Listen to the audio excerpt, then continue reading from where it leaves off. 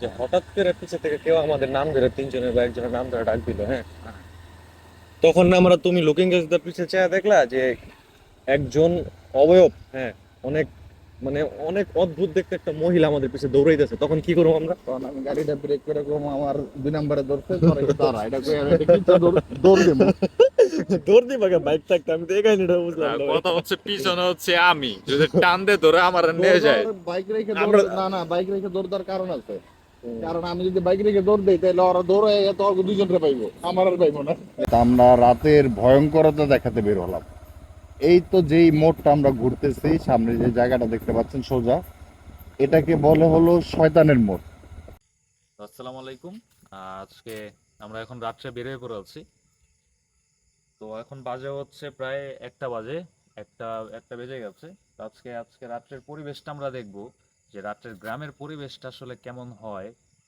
হ্যাঁ, কারণ এইখানে কিছু কিছু জায়গায় ভৌতিক প্লেসও আছে, যেখানে আমরা শুনেছি এরকম কিছু, যে কিছু কিছু জায়গায় কিছু প্যারানরমাল অ্যাক্টিভিটিস হয়। ভিডিওর মধ্যে আপনারা দেখতে পাবেন। তো আমরা তো আসলে রাতের গ্রাম দেখানোর জন্য বের হইলাম।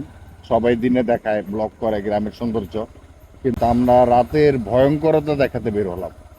এই তো যেই মোড়টা আমরা ঘুরতেছি সামনে যে জায়গাটা দেখতে পাচ্ছেন সোজা, এটাকে বলে হলো শয়তানের মোড়। তো এই শয়তানের মোড় নিয়ে অনেক ঘটনা আছে। এই আমার বাম পাশে আপনারা একটা খালার মতো দেখতে পাচ্ছেন। এইখানে অনেক সময় রাতে কেউ একা যদি সাইকেল অটো এরকম কিছু নিয়ে যায়, টেনে এটা একা একা কে টেনে নিচে ফেলে দেয়, এটা আসলে কেউ বলতেও পারে না, আজ পর্যন্ত কেউ দেখেও নাই। কিন্তু অনেক সময় এখানে অনেকে এসে ভয় পাইছে, বাস যার রাস্তার মাঝখানে পড়ে থাকতো। তারপরে আপনার কি বলে এটাকে, বিভিন্ন অবয়বে মানুষ, কালো রঙের কাপড় পরা এরকম ধরনের মানুষ দেখতে পারতো, ছায়া দেখতে পারতো। অনেকে ধাক্কা দিত, অনেকে চড় দিত। এরকম অহরহ ঘটনা এই মোড়টার মধ্যে প্রায় সময় ঘটতো। তো এরপর থেকে এই মোড়টার নাম হয়ে গেছে শয়তানের মোড়। শয়তানের মতো। হ্যাঁ। তো এরকম আরো অনেক জায়গা আছে, আমরা একটু একটু করে আপনাদের এইগুলো জায়গাগুলো সম্পর্কে এই ব্লগের মধ্যে ধারণা দিব। আর মেন উদ্দেশ্য আজকে কিন্তু আমাদের এই ব্লগটা রেজন আবিরের ইউটিউব চ্যানেল থেকে করার মানে হলো যে রাতটা কেমন হয় গ্রাম, মানে গ্রামের রাতটা গ্রামের কেমন রাতটা দেখতে আসলে হয়। দেখতে কেমন হয়, মানুষজন কি মাত্র বাজে একটা, এই সময় ঢাকা শহর মনে হয় এই গ্রামের সন্ধ্যা 7টা 8টার মতো। ঢাকা শহরে যেরকম রাত্রে এই 1টা 1:30 বাজলেও অনেক মানুষ টানুষ গাড়ি ঘোড়া থাকে, আর হচ্ছে দোকানপাটও প্রচন্ড খোলা থাকে, পাওয়া 12টা যায়। 1টা বাজে মানুষ কাজ শেষ করে বাসায় ফিরবে, তখনও রাস্তায় অটোর জন্য আমরা চলাফেরা করতে পারি না, জ্যামে পড়ে যাই। কিন্তু গ্রামটা আসলে কিরকম হয়। দেখতেই পাচ্ছেন এখানে মানে মাথার উপর থেকে নিচ পর্যন্ত ডানে বামে সরু রাস্তা, আর আশেপাশে হচ্ছে 2-1টা ঘরবাড়ি, আর খাল বিল আছে এখানে। করো, হ্যাঁ, যে হঠাৎ করে পিছে থেকে কেউ আমাদের নাম ধরে তিনজনের বা একজনের নাম ধরে ডাক দিল, হ্যাঁ।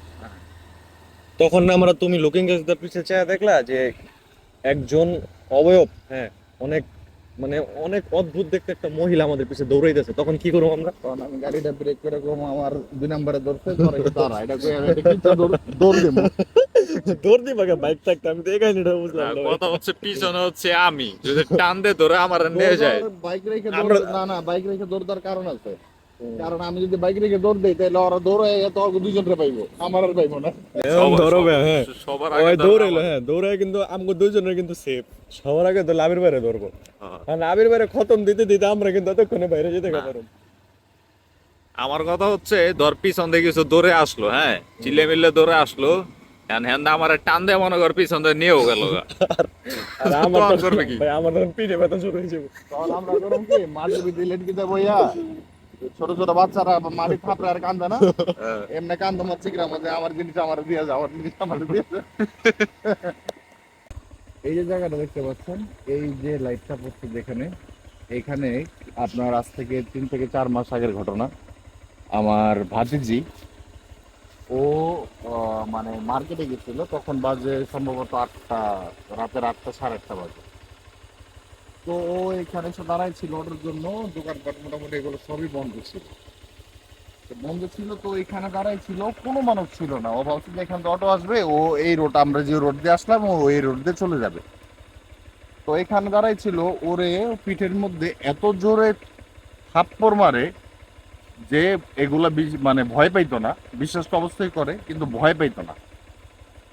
এরপর থেকে ওর ভিতরে যে ভয় ঢুকছে, ও যখন চারদিকে তাকায় দেখলো কোনো মানুষ নাই, কোনো অটো নাই, দোকানগুলো বন্ধ।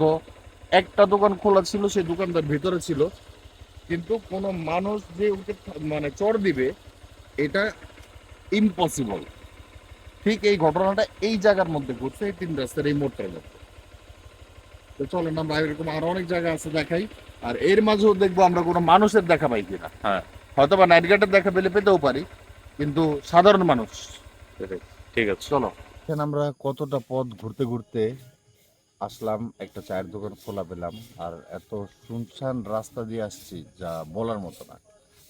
তো এখন আমরা চা খাবো, চা খেয়ে এরপর আমরা সোজা রাস্তায় আবার যাব। সোজা রাস্তাটা আরো নির্জন, আরো ভয়ঙ্কর, কিন্তু আমরা এতটা পথ চলতে চলতে এসে এই যে একটা চায়ের দোকান খোলা পেলাম। এই চায়ের দোকানের মধ্যে লোক আছে মাত্র 3 জন, আর আমরা আছি 3 জন। এই হচ্ছে চায়ের দোকানটা, অলরেডি প্রিপারেশন বন্ধ নেওয়া করে হচ্ছে দিবে। বন্ধ করে দেওয়ার। করে দিবে, হ্যাঁ। ঠিক আছে, আমরা এই সময়টাই এসছি এখানে চা খেতে। তো চল আমরা এখন চাটা খাই, হ্যাঁ। চাটা খাই আর তারপরে আমরা একটু শরীরটা চাঙ্গা করি, হ্যাঁ, তারপরে যদি ভোটর দেখলে দেখালেই। ওকে।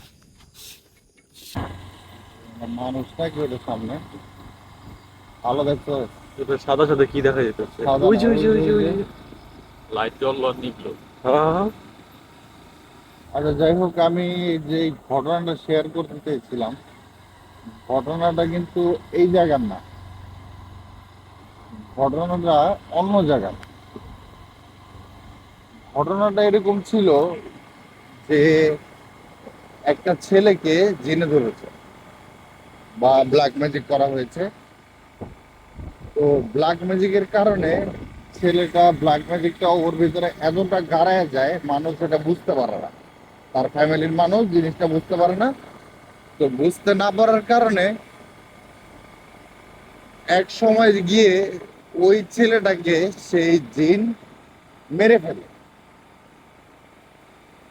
মেরে ফেলে তো মারা যাওয়াটা আমি বলছি না যে জিনে মেরে ফেলেছে বা অন্য কিছু হয়েছে বা আহ, কোনো রোগও তার ধরতে পারে নাই।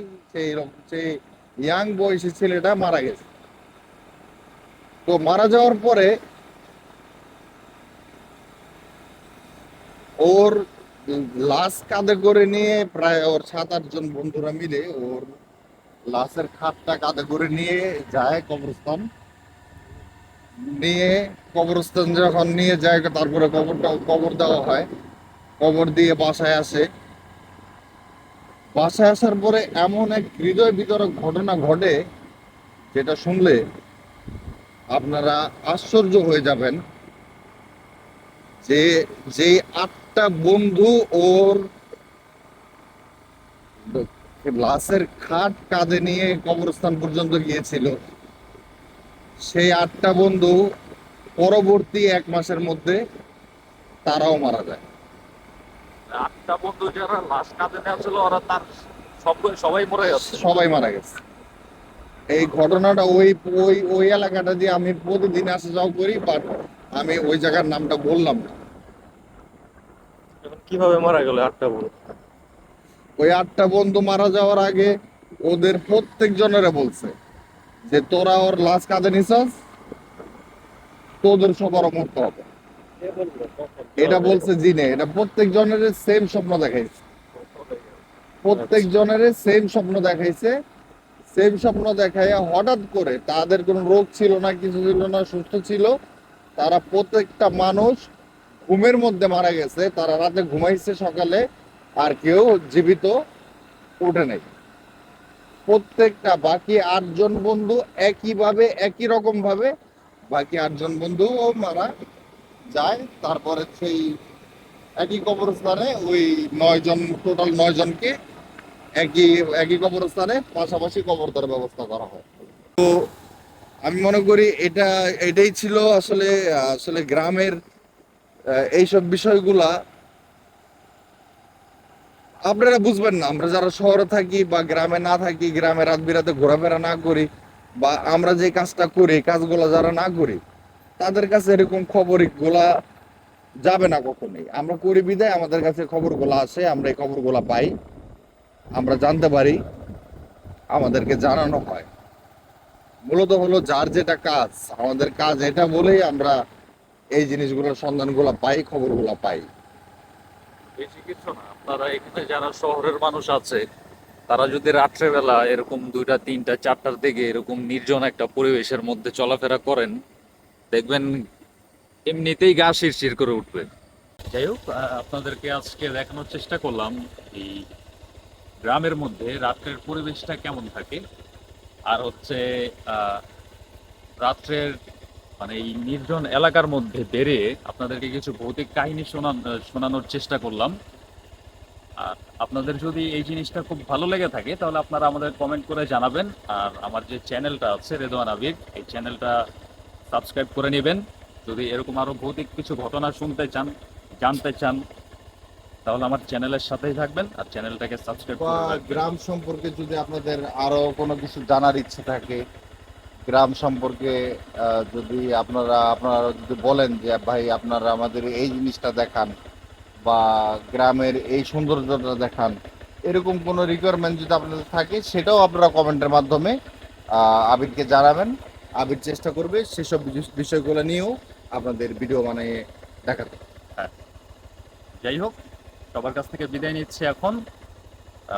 এখন রাত কয়টা বাজে?